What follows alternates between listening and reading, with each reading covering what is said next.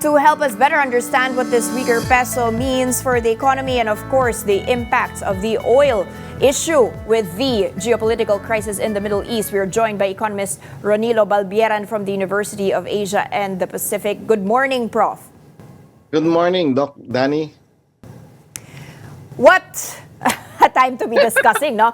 Well, I mean, I have so many notes here. I don't even know how we're going to fit this in. But okay, let's Iba kick off yung with the topic oil. natin last night. Medyo, oo nga eh, medyo.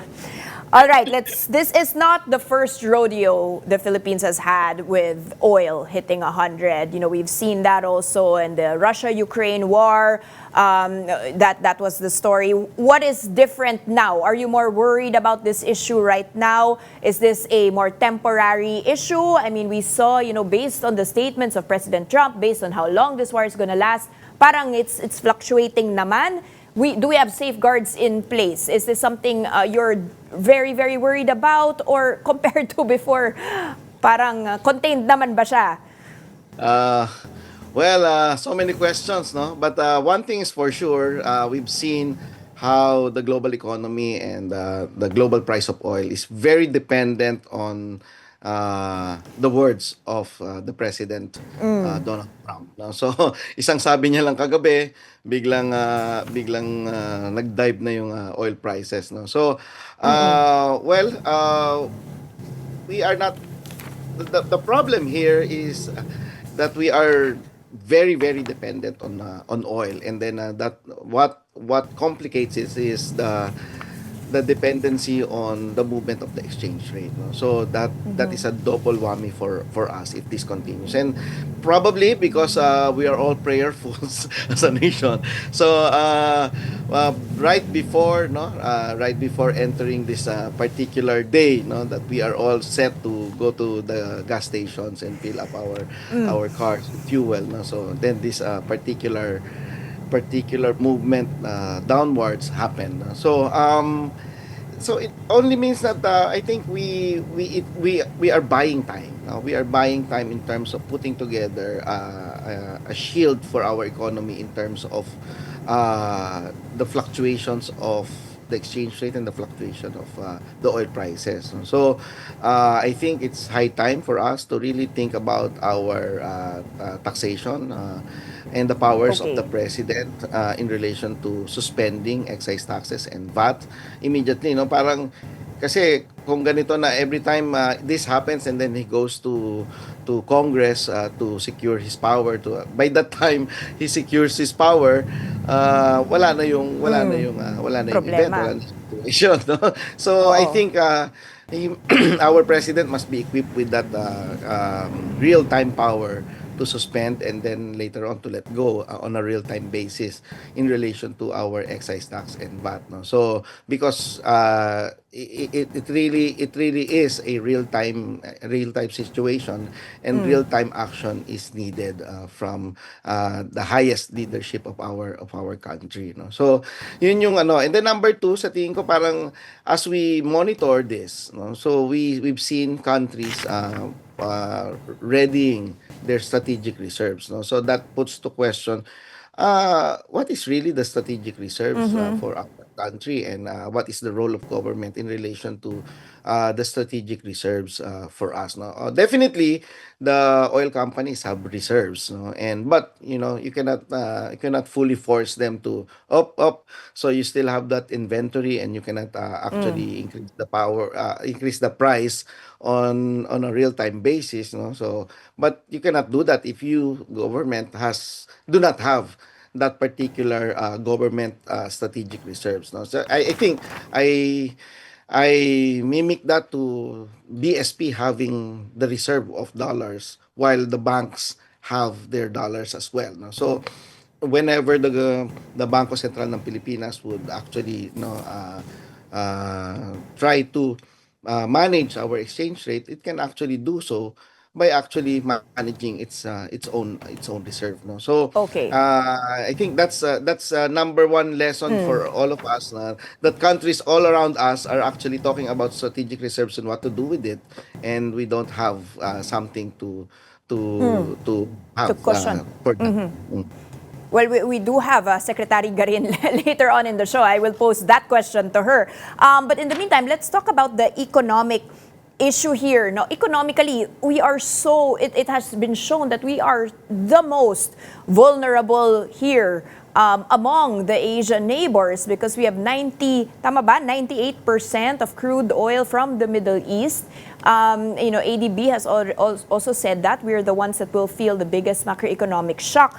From an economic perspective, is there any other way that we can be less dependent on oil imports? Of course, you talk about renewable energy, but historically, have we been able to offset this dependence to be able to be a bit more insulated when crises like this happen? Well, historically, we've beaten the bullet. So, but over the course of decades, we have actually reduced our dependence on oil. Kasi nung unang panahon, some 30 years ago, the entire economy of our country is dependent on oil. No? So it's not just for transportation, but for manufacturing, for production, for everything. No? So now it's mainly the transportation sector that is being hit directly, and then the second round effect would be the supply chain and logistics. So hindi siya 100% of our economy, as unlike some in the 1960s, 1970s, all the way to the 1980s. No? So right now, ang ano lang natin is transportation. So now I think because we have actually adapted and revolved around that particular situation, that we have been so dependent on oil, the entire of our entire economy. Now, so I think this is an opportunity for our economy to really revolutionize the transportation industry, and then towards the electric vehicles, the hybrid, etc. No, so and that will also further fuel the particular growth and acceleration of development of the renewables. No? So and that will actually, I hope, no, we that the only problem with electric vehicles, solar panels, are the batteries. No? So hopefully with increased demand triggered Okay. by this situation, batteries and battery technologies will accelerate, and therefore the price of battery will go down, and so therefore we will be able to lessen our dependence on oil in relation to the transportation sector. Now, all the way to our economy, once upon a time, way back during the deliberation of the train law, no, so I think we've estimated that for every 10% increase in oil prices, no? So we estimate it to be around zero point 0.4 to 0.5 increase in our inflation rate, no? So ang laging tama nun ay nandoon sa inflation, no? So if we are able to move around our policies and our government interventions around transportation, supply chain and logistics, then we will be able to actually manage the shock of oil price fluctuations. No? So marami diyan kasi maraming mga charges, sandamakmak, no? So port charges, air cargo charges. So I think we can rethink all of these charges, the role of the government, the share of the government in these charges. This complicates supply chain and logistics in our country, no? So, but Target the again, primary. I acknowledge na medyo mag-aaray ang ating Department of Finance, because that will lessen their Yes, that was my collective. next question. Prof, can we afford a 136 billion peso decline in revenues right now if we cut the excise taxes, which is Siguro going to be voted on tomorrow?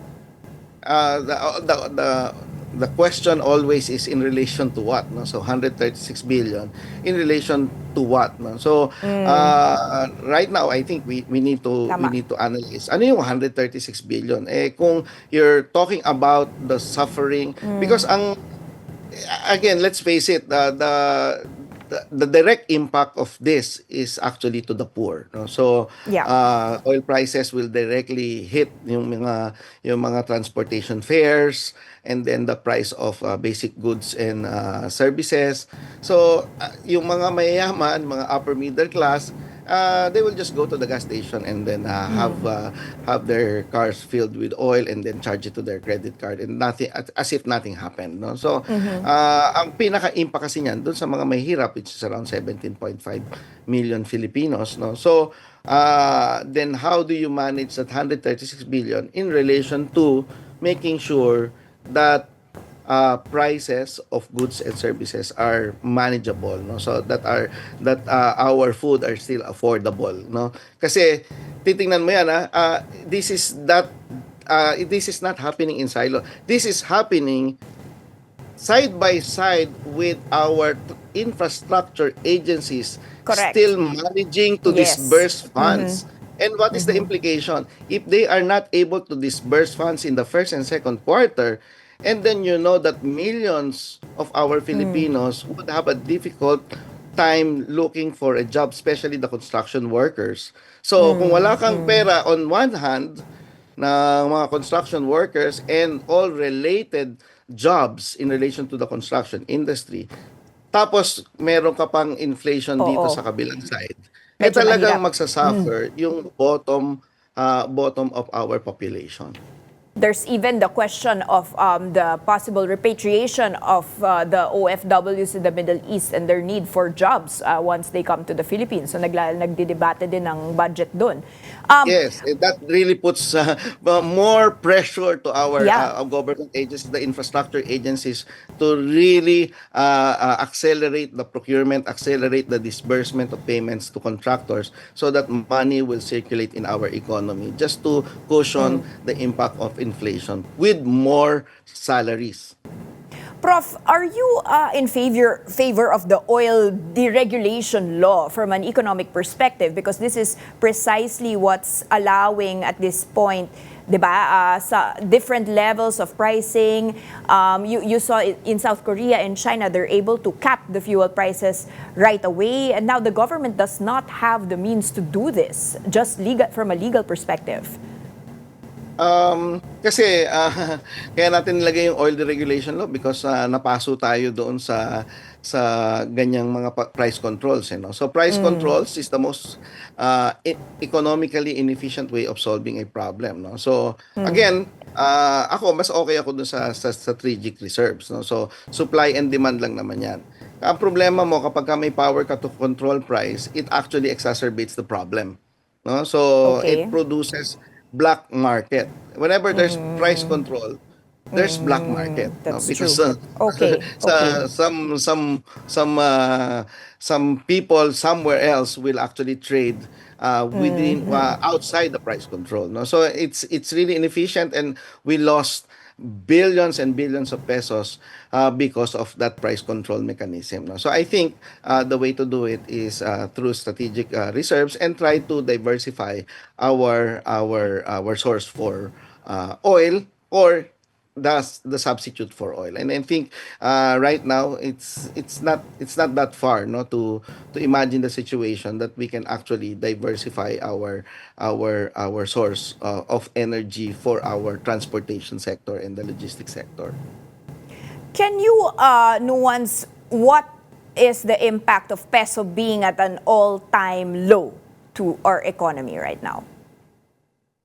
Ah, Again, magagalit na naman ang ating mga viewers sa mga opinion ko, no. So, but for me, exchange rate it's a natural stabilizer, no. So, especially for us that have OFW remittances, no. So, remember last year, 2025, nagkaroon tayo ng peso weakening, and that actually supported our export earnings, no. And our exports grew by 16% for the full year of 2025. So mayroon kang countervailing Okay. factor there, no. So kung nagfi-59 ka, so at least meron ka nadadagdagan ka. On one hand, medyo magdodoble yung price nung oil mo, but hindi naman 1:1 yung impact nung exchange rate mo to oil price increases, no. So and then but on the other hand, yung palitan mo nung peso mo dito would actually benefit the OFW families here receiving the OFW remittances, no? Napakalaki kasi yung Tama. OFW. That's more than 10% Tama. of our Okay. economy. So imagine maglagay ka lang ng 5%, no? Increase, o wag naman 5%, kahit 2%, 3%, that will serve as a cushion because it will actually provide the increase in the purchasing power that we're looking for to actually fight the inflation on the other side, no? So on the total, so I think magkokontrahan yung dalawa na yon, and that should provide the cushion that we are looking for as far as the demand and supply, no? So yun yung tinitingnan ko. So it's not Is there a that bad. psychological level, Prof, that once the peso reaches that is so bad? You know, of course, 60 is there, and is the BSP making sure this doesn't happen by managing maybe our reserves or? Yeah, I think lahat naman ng sobra ay masama, no? So for me, 3 to 5% of depreciation is actually good for our economy. Ngayon, ang Okay. problema niyan dahil sa speculation na mag-increase ka ng 10%, no? So yung 55 mo yung halimbawa yung 58 mo mag-increase ng to 61, 62, 63. Medyo nakakatakot naman 'yon, especially for our importers. Take note na marami sa mga binibili natin ng mga daily goods and services are actually imported, no? And much of our food are actually imported, no? So delikado din 'yon. So I think just like inflation, in exchange rate should stay also within that range, no? -3% to +3%. And Okay. +3% I think favors our economy. But of course, outside the 3%, mag 5%, 10% yan, magkakagulo tayo kasi uh, magkakaroon tayo ng imagination na, uy, sinasabi mo nga, no, na baka psychological na lang to. Oh, no. Tumataas na yung presyo ng langis, ng lahat ng bilihin, lahat ng ini-import ko, lahat ng ini-e-commerce ko, lahat ng ina-add to cart ko, mas mahal na. So, medyo nagaan yun. Pero wag po nating kalimutan that meron kang kaakibat doon na increase in the purchasing power kung Earner OFW ka. remittance ka o earner ka, no, recipient ka nung OFW remittances, no. So yun po yung binabantayan. In fact, for me, for us to really help in the growth of our economy, siguro minus i-assume natin, no, i-assume natin na medyo mag-stabilize na uli yung oil prices natin, no. So a 61 should be good for us to help our economy at least touch 5% for 2026. Is In the that middle of this, possible? that Is is very possible because 5%? to Okay. begin, possible if we enter 61, no? So but if we don't enter 61 territory, what will happen? The only way for us to hit 5% if our infrastructure agencies will actually recover to double digit growth rate by the fourth quarter of this year. No, I cannot Okay. imagine them hitting double digit by the second quarter, no? So because of their constraints in the procurement and in their budget. So that is So achievable clarify that only. for us, Prof.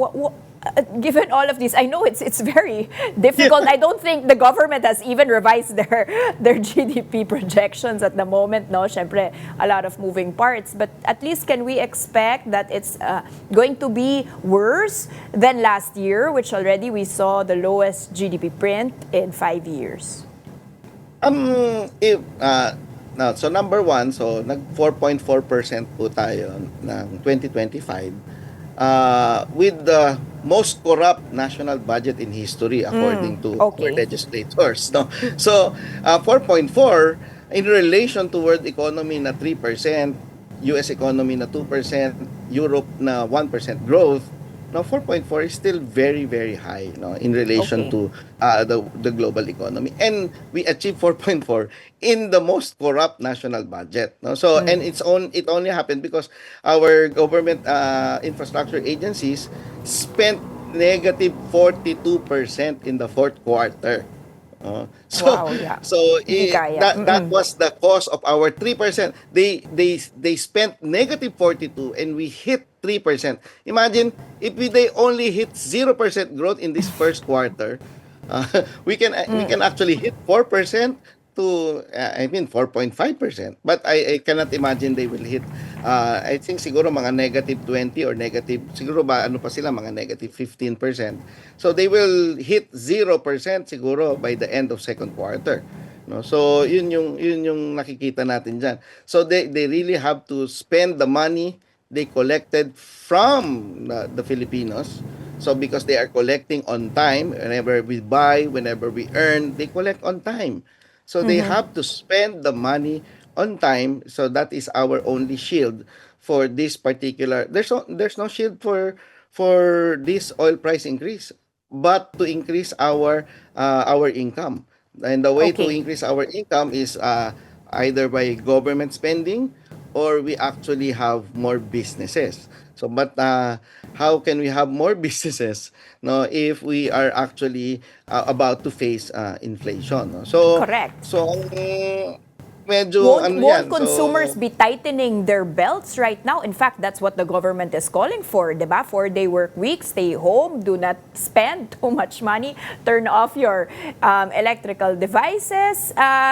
What's consumption going to look like this year? And how are we going to, I mean, even now, and then inflation might be going up. I think you have BSP Gov saying he expects 4% inflation once the oil hits 100 per barrel, which is has already surpassed that level, no? So medyo 4% beyond target inflation. What's the story now? Ah,